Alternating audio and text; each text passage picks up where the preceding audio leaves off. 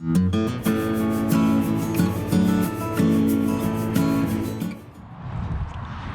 back working on the house today, nice and cold again. We had a few days of springtime here in South Carolina where it was in the 70s, almost to 80, felt extremely nice. Now we're back in the 40s and 50s and raining. So something that I'd been thinking about the last couple days on the house was I wasn't sure that if there was any asbestos in the house due to the fact that this house was built in 1951. So decided I was going to get up in the attic today. This is my first time that I've ever been in this attic. Wanted to see if there was a potential for me having any asbestos, vermiculite. I wasn't sure what was in the house. Talking with my mother, I found out that this house was never insulated when it was built, and instead in early to mid 90s my grandmother had insulation put in the rafters in the floor, or in the floor joist, and had blow-in insulation installed in the attic. So now that I've talked to her about this, I do recall that when that happened, because my father and my uncle got all of their childhood toys and stuff out of the attic, and I mean, it was all 1950, 60 stuff, you know, Lionel train sets and a bunch of cast iron, die cast trucks and cars, and you know, all kind of vintage toys. And now that I think about it, I don't know what happened to a large percentage of that stuff. But right now, as you can see, not knowing if there was asbestos in here before talking to my mother, I did get have my respirator on with P100 M3 filters, which according to my research are adequate for asbestos, and some safety glasses. And I know with the beard, respirator doesn't really work that well because you don't get a good seal on your face, but hey, it was better than nothing, and I was fairly confident there wasn't anything up here. So I'm gonna put this back on just because, and we're gonna go up there and take a look around. I know it's gonna be hard for you to hear me with the respirator on. Hopefully you can hear all right. Hopefully the audio comes out okay. And hopefully there's not too much flickering from this flashlight. I know my LED flashlights usually cause some flickering in my video footage.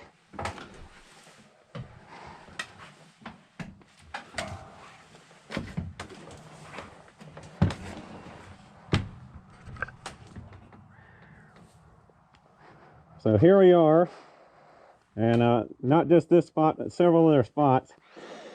I've dug down through the insulation all the way to the drywall, or whatever the ceiling's made of. I'm not exactly sure. I'm assuming it's drywall. But it's this all the way down. There's nothing underneath it. No vermiculite or any other asbestos material. And as I said, after talking to my mother, I realized that this insulation wasn't put in until the mid or early 90s. So there's no way this asbestos being the vintage it was put in. Now that ducting tape, I'm fairly sure that is asbestos, or has some asbestos in it. And that as well on the manifold from the old furnace. That isn't going to be that hard to deal with, hopefully. But that's something I did find in my research about asbestos, that the duct tape did contain it. Other than that, everything looks pretty daggone good up here for the age of this house. I'm not seeing a ton of rot or issues with the ceiling at all. Everything looks very well preserved.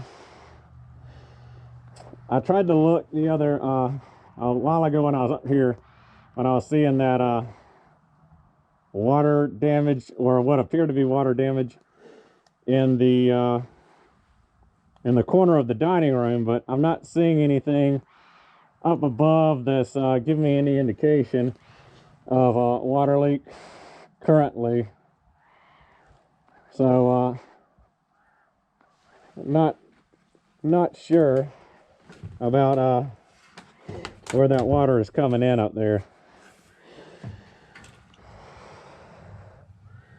But I've got all kind of treasures up here. They didn't get everything out before the insulation was put in up here. So it's kind of like a little treasure chest, treasure hunt when you dig down through this stuff. Old playing cards and mason jars and all kind of stuff up under this insulation. I'm not exactly sure what this is, but from pictures online and what I can tell, I think it is a mineral wool or rock wool. I don't think it's fiberglass, and I don't think it's cellulose, but I'm no insulation expert, so I'm not sure. If any of you can tell from any of this video, I'm going to try to take some pictures and put them up in the video as well. If you can tell what it is, be sure to let me know in the comments. I'd really appreciate it. So I do feel a lot better now that I know that the ceiling is not full of vermiculite or asbestos, and I know that the outer walls of the house have no insulation in them as well. Just from the front living room here where I was pulling out the baseboards, there's no insulation in any of these exterior walls, so no asbestos to worry about there. So plan now to fix this area that is still a big structural issue will be for me to get the insulation out of the ceiling in the area above the living room, get the rest of this hardwood floor pulled up, get the subfloor out of the way so I can get to the joist.